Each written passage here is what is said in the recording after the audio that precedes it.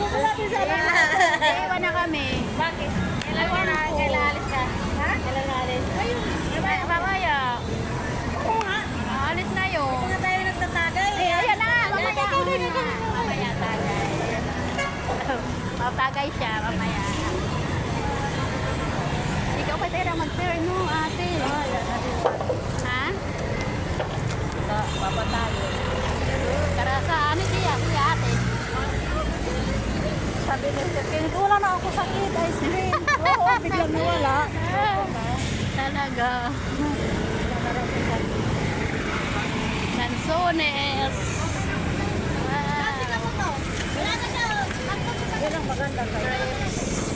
Grapes, ang gaganda. Ang ganda ng grapes. Ano? Warahin ni kay apurado anak. Kupirito na mangga.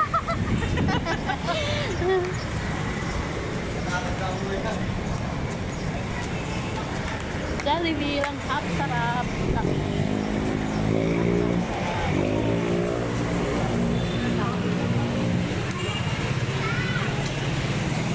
Yan, pero diretso lang. Diretso lang.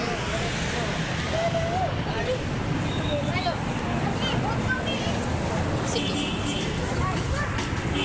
Guys, labas na ng mga person na inutusan ng amo.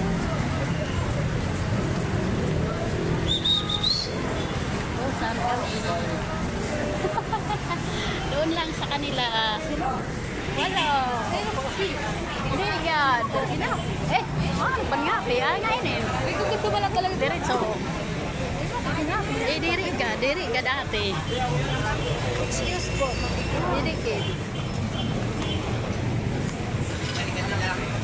Bakaharang ka sa lakihan. Ah, sige, pagkatapos. Ganda talaga dito sa Divisoria, no? Diretso lang yan. Diretso lang. Ganyan pa doon. Nako, ate. Paano ba yun? Wala akong pera. At least alam mo, pag nakasira ka, alam mo kung nilagay mo. Meron pa kailangan bilhin kami sa bahay. Talaga.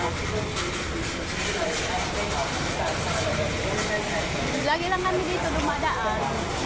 Daan lang. Hindi ba pag lalabas kami nila, sir? Ama. Naglalakad kayo. Hindi. Kutse, papunta doon. Yan ang palabas. Pagkakain sa ano. Nasa. Yan hindi ba? Mahal sila.